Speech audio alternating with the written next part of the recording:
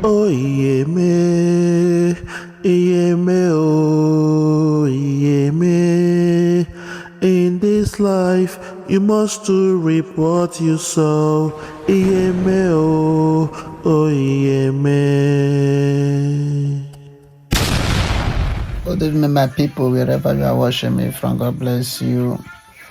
Yes, wetin we dey talk don dey happen about the jihadists.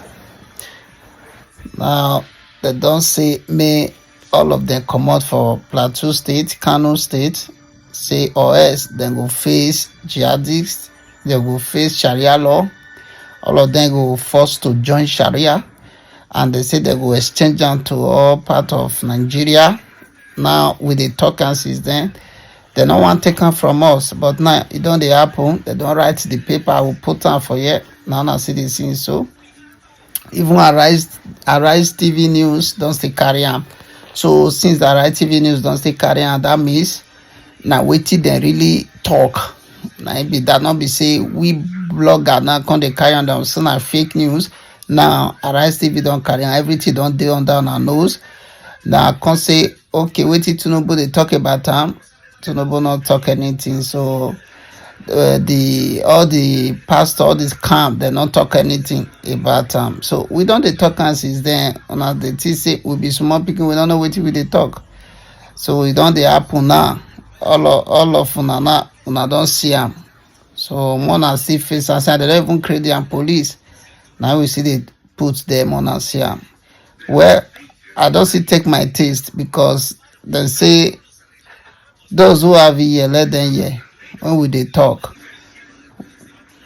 una dey cannot talk, then go kidnap am. Now wetin he talk, e don dey happen. Una see am for here, because all of una wan dance to one mandate shall come. See wetin mandate shall come. Insecurity everywhere. I don still talk my own. I don comot. Bye bye. Una see am here. We're discussing that story of the Middle Belt Forum. I believe these people are called the Funam group. They had brought out a statement threatening fire and brimstone because they arrested, or they claimed that they arrested the president of the Meeti Allah Kotahori group, Bello Bodejo, yes, which the DSS had said that they don't have in their custody. I mean, we are seeing economic hardship, we are seeing insecurity, we are seeing people being killed on a daily basis in Nigeria. I mean, what's your take on that statement, that Funam statement, before we move? Well, so in terms of the statement and coming out to say that, hailing fire and brimstone, I think it's important that to link it with the state of the economy, because we had talked about the Mieti Allah situation last week, and we had said that it is an admittance of failure when different groups decide to set up their vigilante groups in order to address insecurity situations. Now, where we have statements from groups and threats here and there, it speaks to a total breakdown of law and order, a state of anarchy almost, where groups of people are threatening to take matters into their own hands, and also raises up the question that where then is the president of Mieti Allah?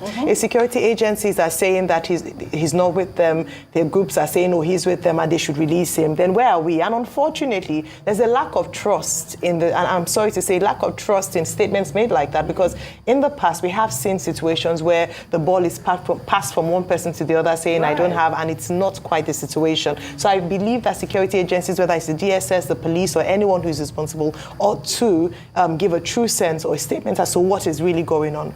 Now, as to where he is. But very importantly, OG, talking about sour grapes and what the opposition, a member of the opposition in the person of Mr. Peter Obi has said. What he has said is clearly the truth, because you can measure it. We often say empirical data. It is clear that a lot of Nigerians have been plunged further into poverty with some of the reforms and policy direction of this particular administration. And so I'm hoping that this, rather than coming out preparing a speech to counter what has been said, they should go back to the drawing board and reevaluate some of the policies and announcements that they have made. Where there's a mistake made, or perhaps you see that a policy direction situation isn't favorable, it's important to go back to the drawing board. Absolutely. Don't stick to the guns and say, no, this is the way. The only people who seem to be praising the efforts in its entirety are foreign organizations, IMF, World Bank, the United States. But the Nigerian people, including the people who in the president's constituency, are saying that they are hungry, that they need food to eat. We see fuel price has gone up. Businesses are closing down, and so these are certain concerns. And finally, just to mention some of the ministers that Dr. Bati alluded to, because we ourselves don't need to be part of the 140 people to judge the act. Where's the Minister of, Still Development? Where's the Minister of State, Agriculture and Food Security? Where is the Minister of Tourism? There are certain ministers who have been very quiet since the administration began. So just a few questions there. Let me just quickly read number 6 of that statement that they released. And this is from Funam. And the person who wrote this statement wrote it on two people actually, January 24th. And this is a call to the DSS and all the security forces. The person's name is Umar Amir Shehu and Badu Salisu Amadu. They're saying that if the Plateau people don't leave Plateau State, that there's going to be jihad.